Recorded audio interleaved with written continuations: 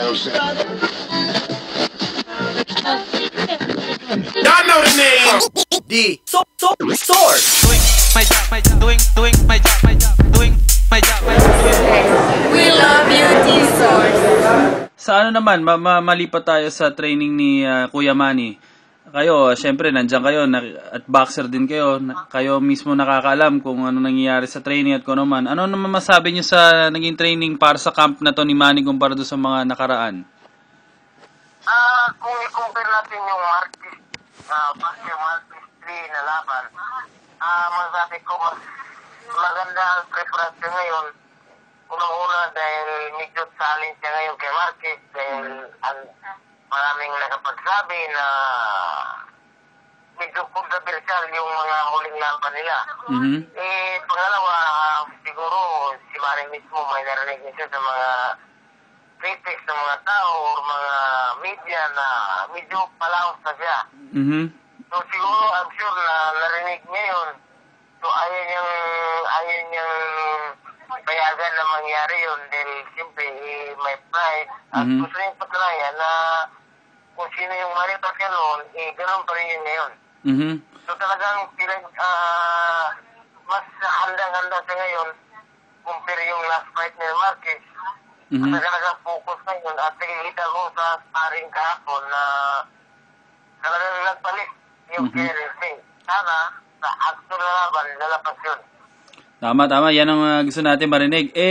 Paano naman to si Alex Ariza? Para yatang medyo iba yung tono ng mga opinion ni Ariza dahil syempre medyo hindi daw yata nag-strength and conditioning ngayon si Manny at medyo parang kinakabahan siya kasi si Marquez todo naman na strength and conditioning na ginagawa doon kay Memo Heredia.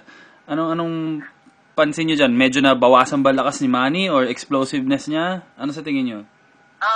Yung between Alex Ariza at sa training nila, hindi ako pupunta pag tumatakbo sila. Hindi ko alam kung ano yung ginagamit nilang mga strategiya. Nanood ako sa pag-Spanish, pupunta ako. So kung the last 2 weeks talagang gusto kong witness mismo kung ano yung pagbabago, ano ang strategiya.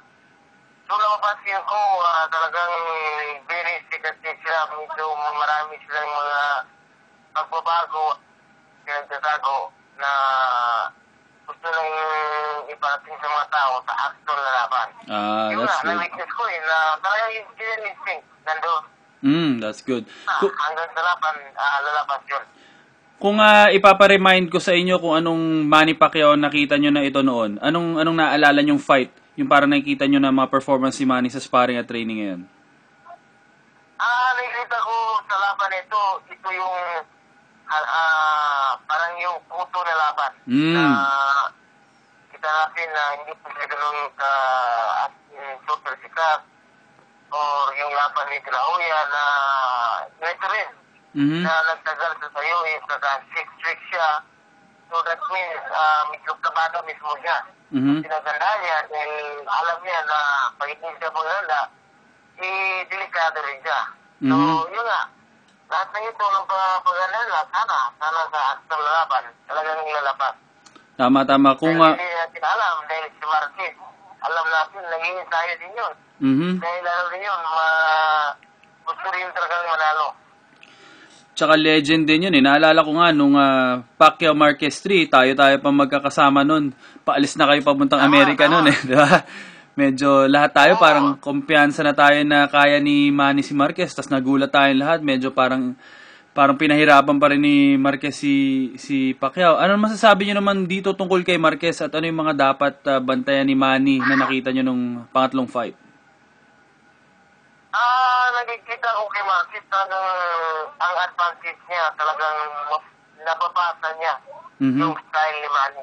Hindi ko alam kung siya mismo o yung coach niya na sinato o talagang pinag-usapan nila at pinagtandaan nila yung the last 3 fights parang kumbaga alam nila yung lahat ng mga move na plan ni Manny. Nakikita ko ngayon na alam din nila Freddy na basang-basa yung planning nila kaya sa tingin ko, kaya buwasan ng mga plan B, plan C. Yun nga, sana lalabas, actor lalabas yung pinagdala nila ng Team Pacquiao. So marami silang sorpresa ngayon na inihanda, ah. Parang nakikita ko, marami silang, hindi ko lang tinatanong si Coach Philly, si Manny. Nirespeto ko yung yung mga,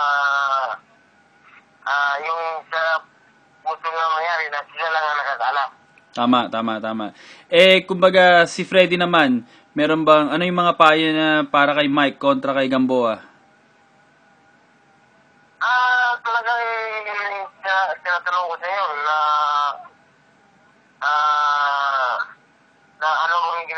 anong masabi mo kay Gamboa na alam natin si Gamboa talagang ang talent yun talagang hindi basta-basta. Mm-hmm. Ang sabi na naman sa akin na yung matagal na walang laban, si Michael malakas, so huwag yung hayaan na makaporma. Parang yun ang ginamit Unahan niya. na, no? So talagang sinasabi ko rin yan kay Michael na huwag tayo magpapicture tiki sa taas ng ring. Dahil ang mangyari yun, baka si Gamboa parang nagpipintura lang. So Opo. ayaw natin mangyari yun. Kaya gawin natin yung away kalye.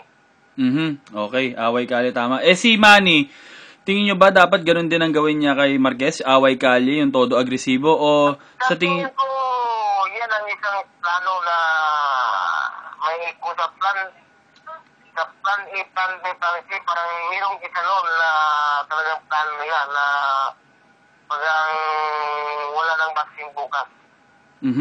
Talagang end of the, end of the road na, talagang wala nang bukas. Parang gano'n ang ginawa nila. Parang tingin ko kasi minsan, nakikita ko rin na kung si Manny sumusuntok na isang round, nakikita ko yun, medyo ginawa nilang 200. Oy, wow. Magandang balita yan. Parang nakikita ko, talagang mas better ang preparasyon ngayon compare yung Pacquiao Marquez 3. Okay. O sige, Kuya Jerry, medyo mahaba-haba na to. Alam ko, busy kayo dyan. Kailan kayo punta Las Vegas? Bukas na. Sasabay ako sa lahat ng mga boksingero na labas sa Sabado. Punta kayo, sakay kayo dun sa bus o sasakay kayo dun sa sa sarili nyong Ferrari? Ano na kami? Sunod-sunuran lang kung ano yung ibigay ng top rank na service. Pag alam ko, yung bus na Team Pacquiao, doon kami nasasakay bukas. Kala ko gagamitin nyo yung helicopter nyo eh.